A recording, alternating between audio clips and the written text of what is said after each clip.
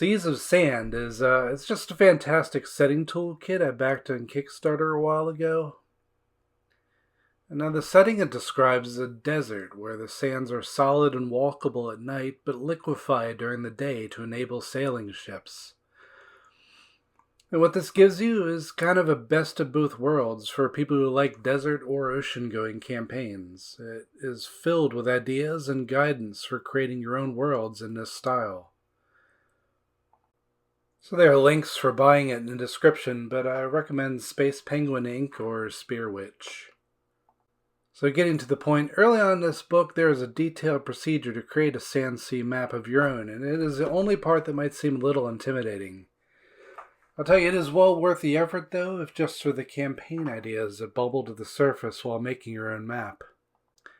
So this is a preview of the map that I made after basically following the steps in the book. I'll walk you through what I did. To start off with, you're going to need the book. 3 6-sided dice, 2 4-sided dice, and 2 10-sided dice.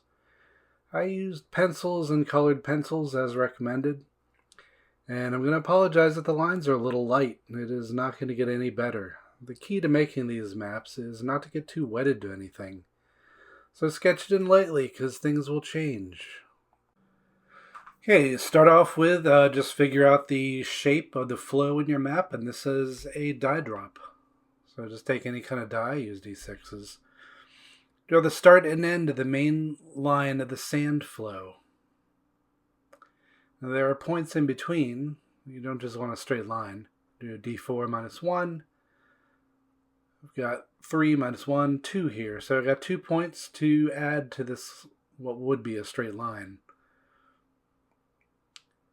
So there's a bend there and a bend there. And I'm just going to draw that little circle in. And now connect the lines. And that is the shape, or the flow, of your Seas of Sand map. So unfortunately, the sand flow that you have there is not really conducive to living or adventure yet. So we're going to put some islands there, nice stable places for people to live on. And I just roll a 3d6 for that. So I've got 7 islands to put on this map. Next thing I do is do some die drops to just show where they go and how large they are. I'm basically drawing the die down in the map. And I put a 1 in there, and the 1 or the 2 in this case just shows you how large the island is relative to all the others. So the 2 is going to be a little larger than the 1. The 6 I just rolled over here is going to be a pretty large island.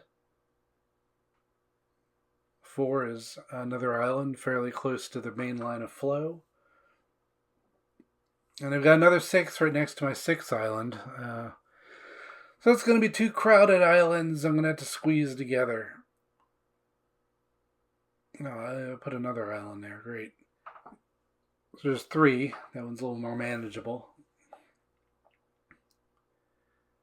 2 mid-sized islands close to each other.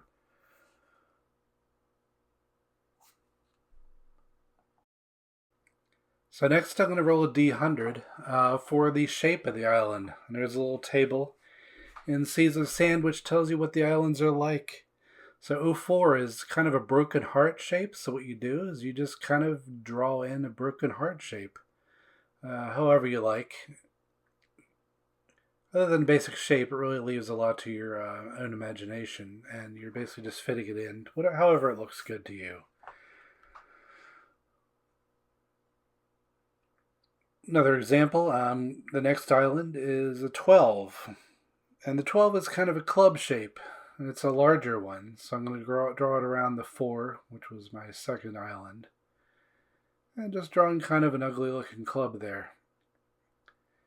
But that is good enough for these purposes. So for the other 7 islands, I'm just going to speed it up. We got a 97, which is an uneven heptagon shape. You can see me hesitating a little bit here. I thank them for saying uneven, because I'm not going to draw a heptagon evenly the first time. And I'm just going to speed it up from this point because I think you get the point after the first three.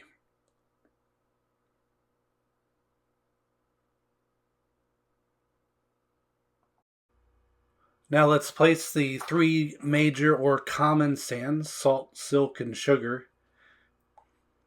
And so it looks like my central line of sand is going to be salt.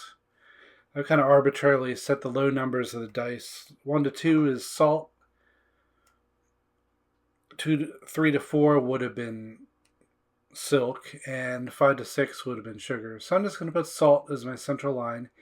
You kind of draw a kind of a river or undulating demarcation around your central salt line.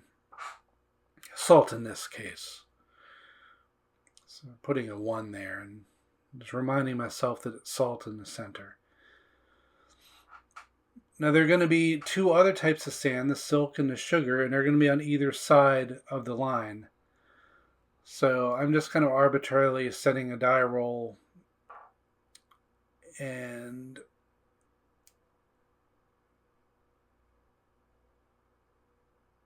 another one. And I'm just going to say that that is going to be the silk sand. And the other one is going to, of course, be the sugar sand. Now the sands are all the common sands anyway are kind of okay to sail upon. They're not terrible. They're different colors. They do have different qualities. But they're largely not as unusual as the sands we're about to see, which are the 4 weird sands. All right. So the next part of this video is just adding in some splashes of the other 3 common sands into different areas. They kind of intrude upon each other. You know, it'd be a little boring if they were homogeneous. So just kind of freeform it and draw some lines or splotches of the other types of sand that intrude into places where they don't belong. Well, they belong there now. Like so.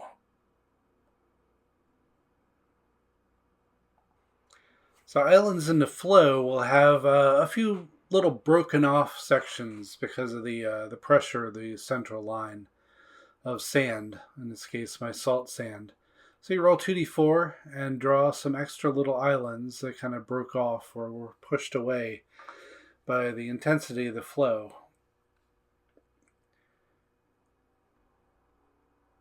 So for each of these islands, my little broken art island and my club island there, you know, they get these extra little islands. You just kind of free flow them in, kind of put them where you believe they would go.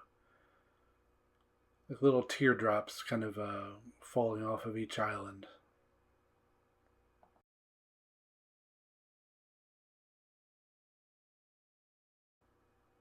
Okay, I'm going to crack out the colored markers and take some time to fill in these sands. Of course, I don't want to take all your time filling in the sands, so this is going to be sped up quite a great deal.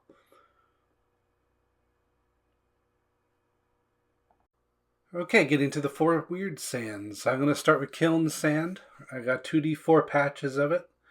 Looks like 7 patches of kiln sand. I'm going to use a brown colored pencil and another die drop. So this is really just like doing the islands. You're going to do a die drop for the location and size. I'm writing the size into the edge of the cross here. I'm not using squares for this. Just going to roll the location of each of them. You, just like for the islands, you're also going to be rolling for the description or the general shape of the island, and that's going to come next. So I'm going to speed my way through the rest of this, and we'll move on to the other sands.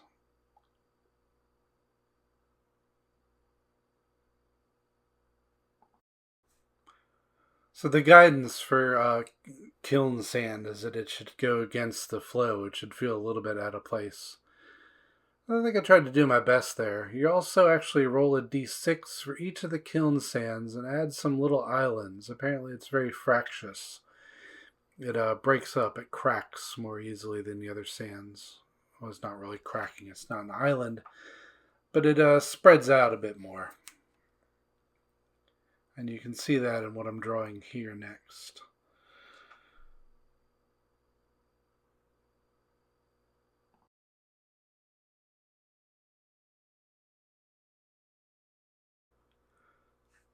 And this is going to be the bone sand next.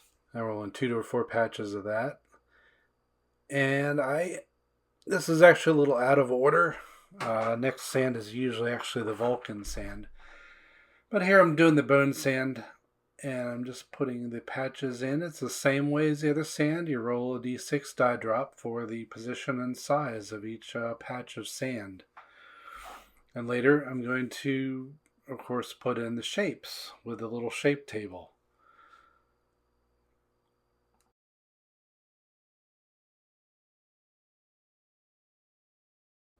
And of course we're going to do the same thing for Vulcan sand. 2d4, then die drops for the size and location.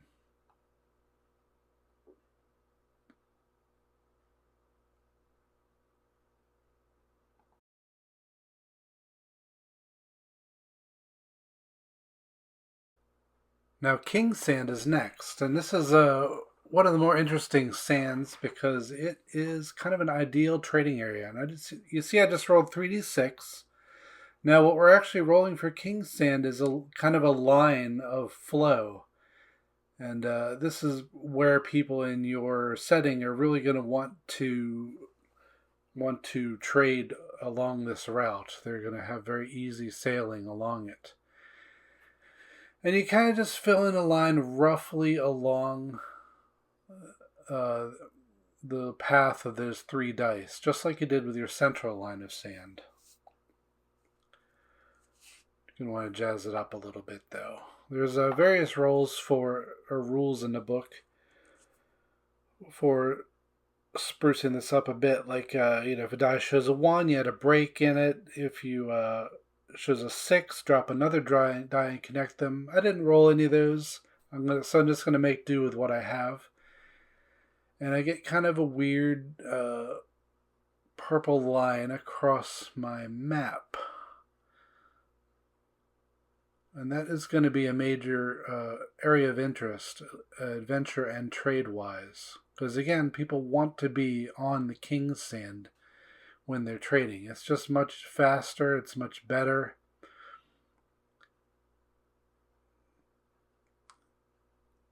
It looks like it's going to go through some of the bone sand coming up. So the reason I'm using, coarse colored pencil is because, if you can somewhat erase, or when they intersect like this, you have better options than with markers.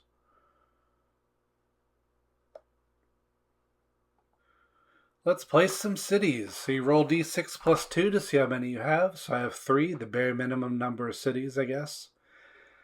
So it gives some rules for where you should place them, but you don't do a die drop for their location. I mean, you just look at the map and you kind of figure out where cities should be. So the book says cities want lots of land, protected harbors, and access to King's Sand, of course. I guess the best sand for trade. They don't want bone or Vulcan sand. It's too unstable for them. They don't want to be too close to their neighbors, so don't put cities right next to each other. You know this. They don't want to be too far from their neighbors either. And you just eyeball it and place the cities as little squares where you feel they should be.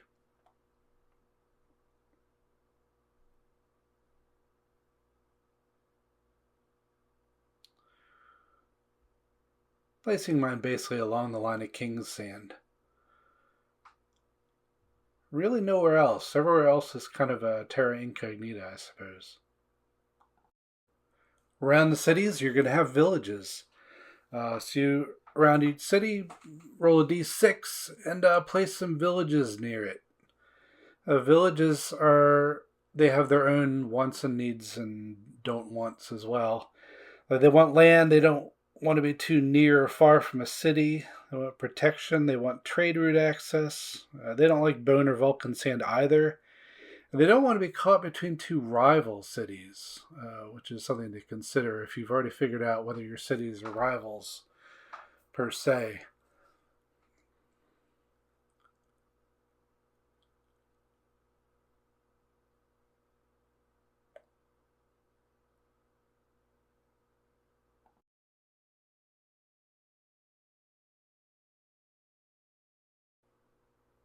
All right. So next we're going to dot in, do a little dotted line for the trade routes between each city. And these trade routes, they of course prefer to be on the king sand, avoiding some of the red Vulcan sand uh, tendrils, as you can see there. It's kind of a complicated area because the Vulcan and king sand kind of cross each other. So there's areas you have to avoid. You also want to connect the trade routes to some of your villages as well, at least nearby ones.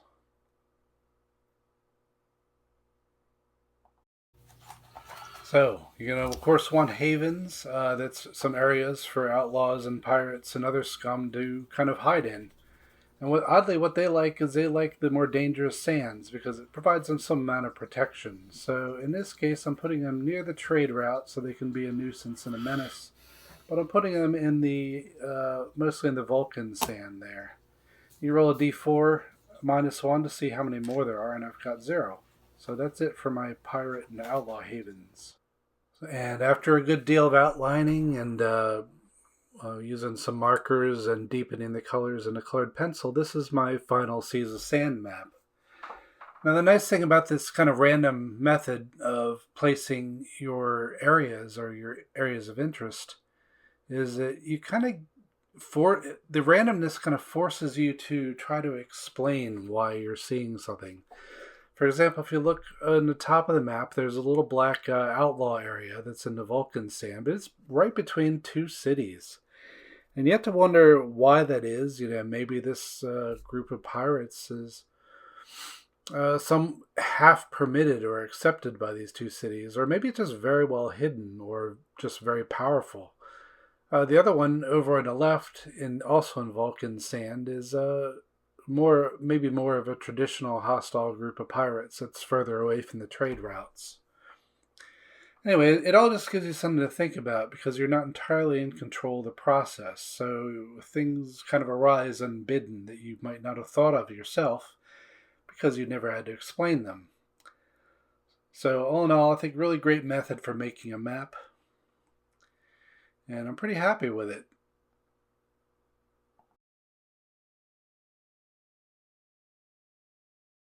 And that's a Seas of Sand map. So, hope you got something out of it and see you next time.